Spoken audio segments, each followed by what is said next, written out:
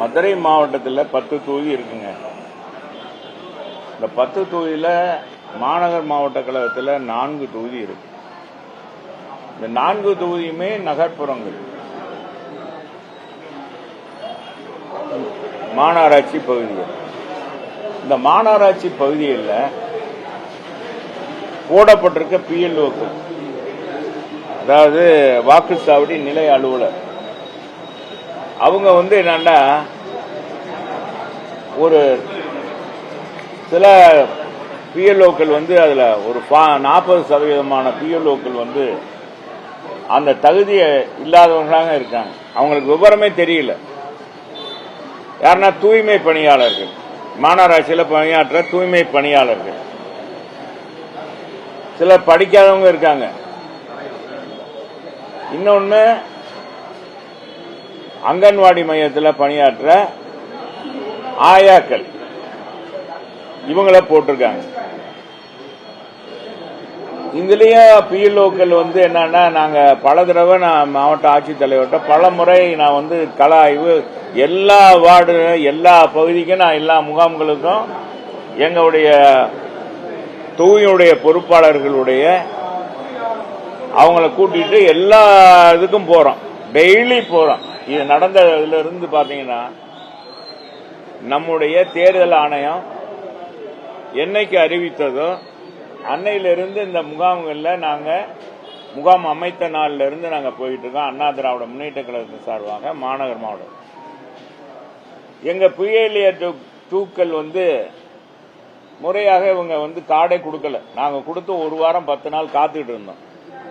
அப்புறம் மாவட்ட ஆட்சித்தலைவர்கிட்ட சொல்லி பிஎல்ஏ தூக்கல் அவங்களுக்கு ஐடென்டி கார்டு கொடுக்கணும் சார், உடனே ஆதரைசேஷன் பண்ணி கொடுங்கன்னு சொல்லி அப்புறமேல் தான் கொடுத்தாங்க.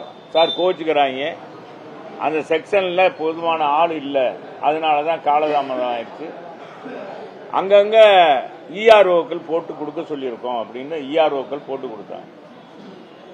அதுலயே சில பேர் போட முடியல.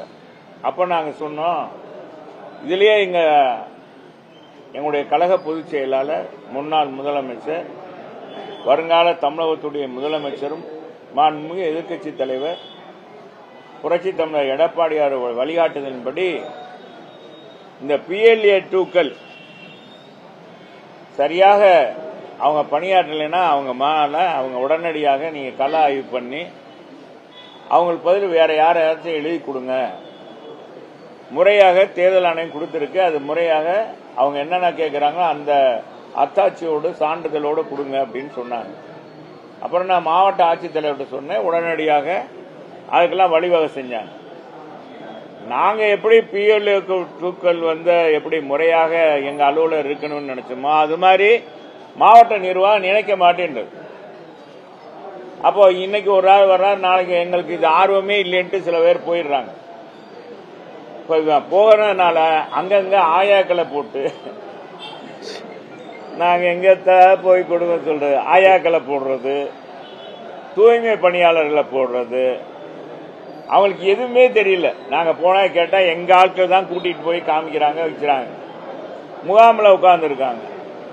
அப்புறம் நான் சொன்னேன், இந்த 2005 வாக்காளர்கள் அவங்கள திரும்ப வாக்காளராக ஆகணும்னா அந்த பழைய இதனுடைய இது இருக்கணும், ஓட்டர்ஸ் ஐடி இருக்கணும், மற்ற எல்லா விவரங்களும் அடங்கி இருக்கணும் அப்படின்னு சொல்றதுக்கு ஒரு ஆப்பு கொடுத்திருந்தாங்க. நான் கூட அதை உங்கள்கிட்ட சொல்லியிருந்தேன். அதெல்லாம் எங்களுக்கு எப்படி சார் தெரியும்? உண்மையிலே களத்திலேயே அதே மாதிரி தான் இருந்தது.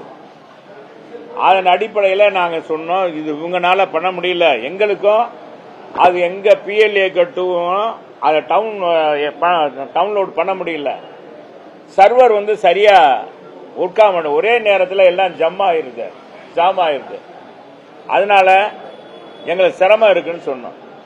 அப்ப கலெக்டர் மாவட்ட ஆட்சித்தலைவர் சொன்னார், சர்வர்ல கொஞ்சம் மிஸ்டேக் ஆகி போச்சு சார், அதை சரிப்படுத்திடுறோம் அப்படின்னா. சார் என்னதான் சரிப்படுத்தினாலும் இந்த பிஎல்ஓக்களுக்கு அவங்க சான்றிதழ் பண்ண முடியாத அளவுக்கு இருக்காங்க, தகுதி இல்லை. எங்களுக்கு அந்த நோக்கம் நிறைவேறணும்.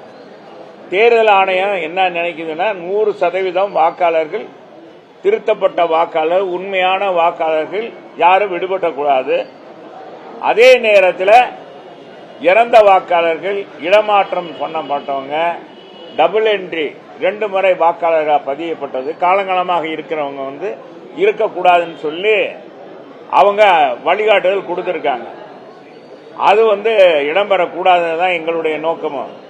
எனவே நீங்க எப்படி சார் ஒரு ஆள் அவங்களுக்கு தெரியும் இல்லை அப்படின்னு சார், நீங்க ஒன்றும் சங்கடப்படாதீங்க சார், நான் உடனே சொல்லி டெக்னிக்கல் அசிஸ்டன்ட் அவங்களுக்கு நல்லா தெரிஞ்சவங்கள ஒரு 2 பேர் போடுறேன்.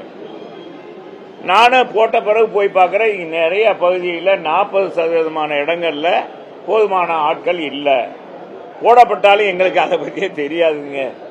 என்கிட்ட அந்த செல்லே இல்லை, இந்த மாதிரி இது எங்கிட்ட அப்படியே ஓட்டாங்க நீங்க அங்க போய் பணியாற்றுங்கன்னா வந்திருக்கோம் அப்படின்றாங்க.